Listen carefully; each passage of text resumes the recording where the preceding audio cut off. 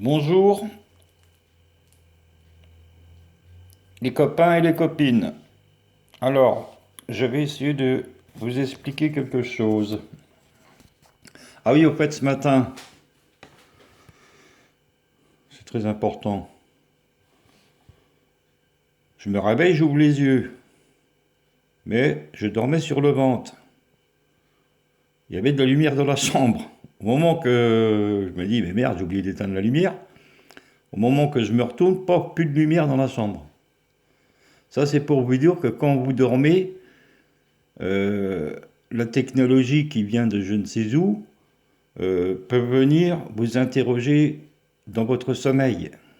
Peut-être vous, peut-être vous prendre aussi, mais je ne peux pas le savoir. J'ai déjà pensé à mettre des caméras dans ma chambre, mais moi, j'ai pas envie que vous me voyez euh, dévêtu. Vous voyez, c'est pas évident ça. Mais j'y ai pensé de mettre des caméras dans ma chambre pour voir ce qui se passe la nuit. Et il y en a qui l'ont déjà fait ça. Mais toutes ces vidéos, elles disparaissent, hein.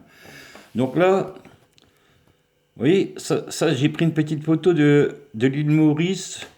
Bon, je ne sais pas de quelle altitude que c'est pris, mais ce que je voulais vous dire, que plus vous montez en altitude et que le fond marin est, comment je veux dire, n'est pas profond, eh bien, vu du ciel, mais plus vous montez, eh bien, toutes ces parties de terre vont faire partie des terres où vous marchez.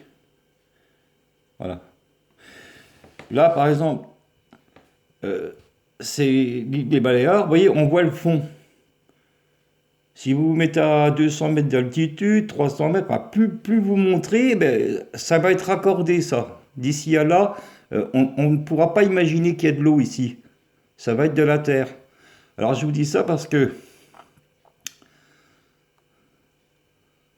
voyez, donc ça, ça vient des copains, là, des copains américains, là, hein. Donc, c'est la Lune, et la Lune, elle a des noms de mer et d'océan. Ici, c'est Mare Nectaris. C'est la mer Nectaris, Nectar, je sais pas quoi, enfin bref, hein. Mais regardez, j'ai pris un bout de l'Amérique du Nord et l'Amérique du Sud, ça y ressemble. Alors, au début, j'ai démarré par ça pour vous expliquer tous les contours. Tous les contours ne sont pas forcément attachés au continent. C'est-à-dire qu'ici, ça pourrait déborder, hein. Donc, ce qui veut dire, bien sûr, que que cette carte de l'Amérique du Nord et l'Amérique du Sud, c'est du dessin, en fait. C'est du dessin. Alors, vous voyez, ici, je vais agrandir. Et essayez de la retrouver sur Internet, vous aurez du mal, hein. J'ai été la rechercher sur un de mes anciens sites. Original Image, Crédito NASA 2014. In Photoshop. Ouais, c'est du Photoshop, hein. Mais voilà. Mais ils ont fait ça en Photoshop pour vous expliquer qu'ils ont donné des noms de mer et d'océans. Mer.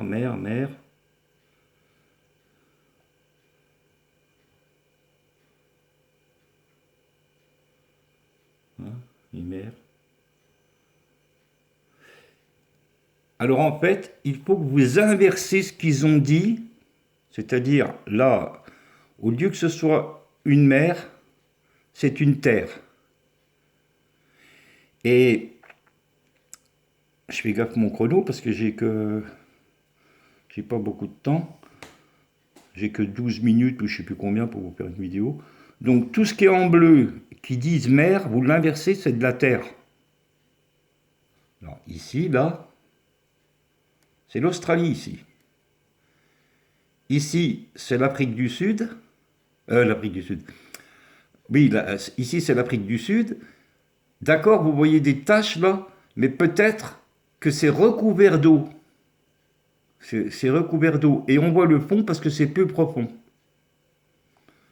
hein. Alors, je vais revenir sur une autre image qui est très importante.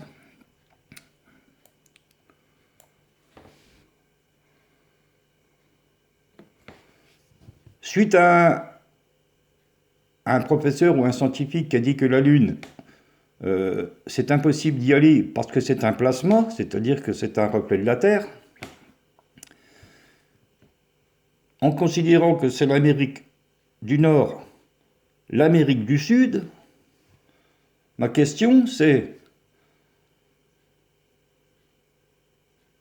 il fait jour partout ici, il fait jour partout. En Amérique du Nord, en Amérique du Sud, en Afrique, il fait jour partout. Donc, si c'est un reflet de la Terre, et j'en suis convaincu,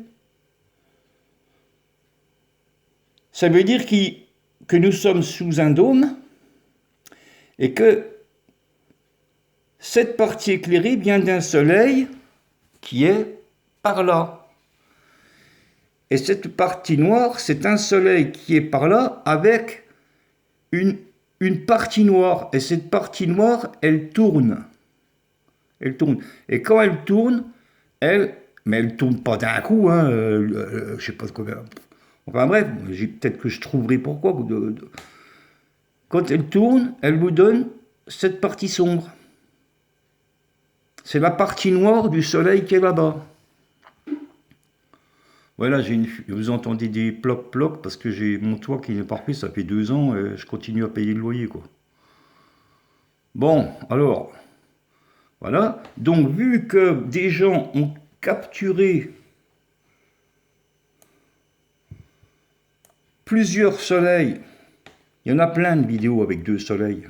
Hein, c'est pas la peine qu'on me dise c'est du CGI, des trucs comme ça, parce que moi j'ai vu des trucs, moi.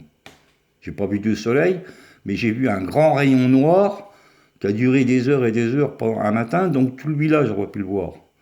Ce qui veut dire que au-dessus de vous, il y a plein de soleils. Mais là, j'ai fait des petits soleils au pif. Hein. Il y en a plein.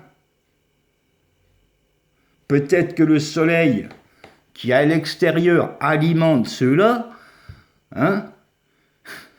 Mais pour que tout ça, ça tourne et que tout ça, ça tourne, ça ne peut être que des vaisseaux. Et ces vaisseaux sont habités par des créatures qui forcément nous déplacent. Hein. On est là pour travailler la Terre, hein, ne vous inquiétez pas. Hein. Mais tout le monde, hein, et pas comme des esclaves. Hein. Vous allez voir, j'ai plein de trucs à vous dire. Voilà.